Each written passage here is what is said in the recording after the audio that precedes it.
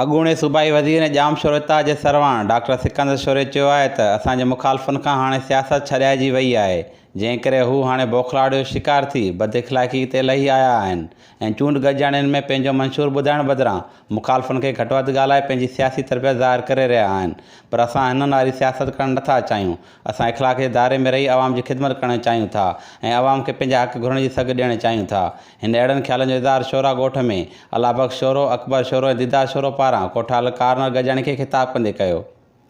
Doctor Sikandar शोरे वधीक चयो त असां तव्हांखे होशियारु करणु आया आहियूं त पंहिंजे वोट जो क़दुरु सुञाणो, सही माण्हुनि खे वोट ॾियो। 24 जुलाई ते ताले ऐं कार ते ठपु हणी जाम शोरता जे उम्मीदवार खे कामयाबु बणायो। हिन चयो त 2018 वारी चूंड में मुखालफ़नि इहा प्रोपेगेंडा हलाई त जाम शोरतार खे वोट न मिलंदो, पर जाम शोर वासियुनि ॾिठो त सॼी सरकारी मशीनरी इस्तेमालु थियण बावजूदि असांखे वॾे अंग में वोट मिलिया ऐं माण्हुनि भोतार के निज़ाम खां बेज़ारी जो इज़हार कंदे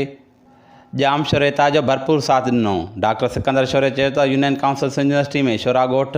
तमामु वॾो ॻोठु आहे, जंहिंमें असांजे शोरा भाइरनि खां सवाइ नोहाणी, मल्हार, सियाल, चांडिया, लाशारी ऐं उमराणी बिरादरी जा माण्हू वॾे अंग में रहनि था, पर खेनि का बि सहूलियत मुयसरु न आहे। भोतार जे नुमाइंदनि वोट वठण खां पोइ हितां जा मसइला हल करण लाइ को किरदारु अदा न आहे कयो, पर असीं जाम शोरता जे प्लेटफॉर्म तां वचन करियूं था त असांजे उम्मीदवारनि खे कामयाबु बणायो त अवां जा मसइला तरजीह बुनियादनि ते हल कराईंदासीं।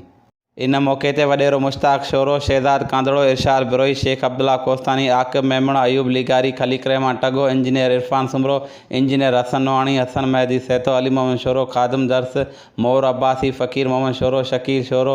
होशू नोहाणी, पप्पू शोरो, गुलाम असगर नारेजो, बादल शोरो, धणीबख्श खोसो, सज्जाद मला, शाहिद मला, राजा मला, असद मला, तालिब शोरो, इल्ताफ़ शोरो, यूनस नोहाणी, गुलाम नबी समूह, सजन लिगारी, आसिफ शोरो, असलम नोहाणी, ममताज़ शोरो ऐं ॿिया पिणु मौजूदु हुआ।